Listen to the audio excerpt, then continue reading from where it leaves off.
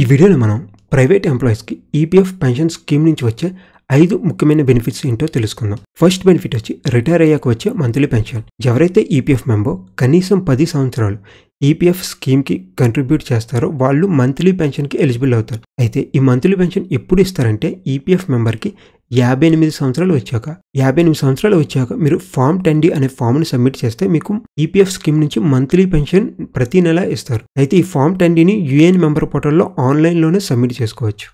ఈ monthly pension calculate చేయడానికి formula వచ్చి average salary into pensionable service by 70.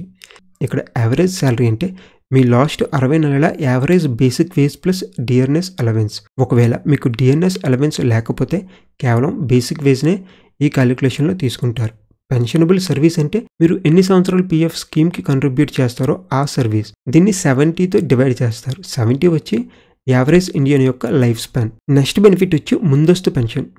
ఇందాక చెప్పుకున్నట్లుగా మనం పెన్షన్ తీసుకోవడానికి 58 సంవత్సరాలు వెయిట్ చేయాలని చెప్పాం కదా. అలా కాకుండా మీకు 50 సంవత్సరాలు రాగానే ముందస్తు పెన్షన్ని తీసుకోవచ్చు. అయితే ప్రతి ముందస్తు సంవత్సరానికి గాను 4% పెన్షన్ని తగ్గించి మీకు ఇస్తారు. అంటే మీరు 1 సంవత్సరం ముందుగా తీసుకున్నారనుకోండి 4%, 2 సంవత్సరాలు ముందుగా తీసుకున్నారనుకోండి 8%. ఫర్ ఎగ్జాంపుల్ మీరు 57 సంవత్సరాల దగ్గర పెన్షన్కి అప్లై చేశారనుకోండి, 58 నుంచి 57కి 1 సంవత్సరం ముందుగా తీసుకుంటున్నారు కాబట్టి మీకు 4% తగ్గించి ఇస్తారు పెన్షన్. అలాగే మీరు 56 సంవత్సరాల దగ్గర కానీ తీసుకున్నట్లయితే 2 సంవత్సరాలు ముందుగా తీసుకుంటున్నారు కాబట్టి 8% తగ్గించి మీకు పెన్షన్ ఇస్తారు.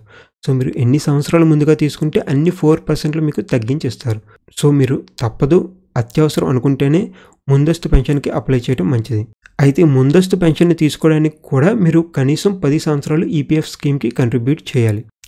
నెక్స్ట్ థర్డ్ బెనిఫిట్, కుటుంబ సభ్యులకు పెన్షన్. ఒకవేళ దురదృష్టవశాత్తు ఈపీఎఫ్ మెంబర్ గాని మరణిస్తే తన జీవిత భాగస్వామికి వైఫ్ లేదా హస్బెండ్కి ఈపీఎఫ్ స్కీమ్ నుంచి మంత్లీ పెన్షన్ అయితే ఇస్తారు. ఒకవేళ భాగస్వామి కూడా లేకపోతే వాళ్ళ పిల్లలు ఎవరైతే ఏజ్ 25 ఇయర్స్ లోపు ఉంటారో వాళ్ళకి మంత్లీ పెన్షన్ ఇస్తారు. ఇంకా ఫోర్త్ బెనిఫిట్ వచ్చి డిసేబిలిటీ పెన్షన్. ఒకవేళ ఈపీఎఫ్ మెంబర్కి దురదృష్టవశాత్తు పర్మనెంట్ డిసేబుల్మెంట్ శాశ్వత అంగవైకల్యం కానీ జరిగితే అలాంటప్పుడు వాళ్ళకి మంత్లీ పెన్షన్ ఇస్తారు. ఈ మంత్లీ పెన్షన్ తీసుకోవడానికి ఎటువంటి మినిమం సర్వీస్ కూడా అక్కర్లేదు. సాధారణంగా మనం మంత్లీ పెన్షన్కి ఎలిజిబుల్ కావాలంటే 10 సంవత్సరాలు పీఎఫ్ స్కీమ్కి కంట్రిబ్యూట్ చేయాలని చెప్పుకున్నాం కదా. కానీ ఈ డిసేబిలిటీ పెన్షన్కి అటువంటి మినిమం సర్వీస్ లేదు.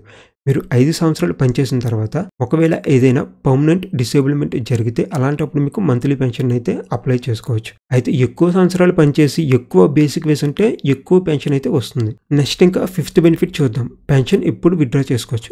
ఒకవేళ మీరు 10 సంవత్సరాల లోపే మీ పూర్తి పెన్షన్ని విత్డ్రా చేసుకోవాలంటే విత్డ్రా చేసుకోవచ్చు. 10 సంవత్సరాలు దాటిపోతే మాత్రం మీరు 58 సంవత్సరాల దాకా వెయిట్ చేయాలి నెలవారీ పెన్షన్ని తీసుకోవడానికి. కొంతమంది ఎంప్లాయీస్ సడన్గా జాబ్ మానేసి బిజినెస్ స్టార్ట్ చేయొచ్చు. కొంతమందికి ఈపీఎఫ్ స్కీమ్కి కంట్రిబ్యూట్ చేయాలని ఉండదు. సో అలాంటి వాళ్ళు పెన్షన్ని ముందుగానే తీసుకోవచ్చు. దానికోసం మీరు ఫామ్ 10C అనే ఫామ్ని సబ్మిట్ చేయాల్సి ఉంటుంది. ఇందాక మనం మంత్లీ పెన్షన్ విత్డ్రా చేసుకోవడానికి ఫామ్ 10D అనే ఫామ్ గురించి చెప్పుకున్నాం. పూర్తి పెన్షన్ విత్డ్రా చేసుకోవడానికి 10 సంవత్సరాల లోపు అయితే మాత్రం మనం ఫామ్ 10C అనే ఫామ్ అయితే మనం యూఏఎన్ మెంబర్ పోర్టల్లో సబ్మిట్ చేయాల్సి ఉంటుంది. సో ఇవి ఈపీఎఫ్ పెన్షన్ స్కీమ్ నుంచి ప్రైవేట్ ఎంప్లాయీస్కి వచ్చే 5 ముఖ్యమైన బెనిఫిట్స్. ఒకవేళ ఈ వీడియో మీకు నచ్చినట్లయితే ఈ వీడియోని లైక్ చేయండి. మరిన్ని ఇటువంటి వీడియోస్ కోసం ఈ ఛానల్ని సబ్స్క్రైబ్ చేసుకోండి.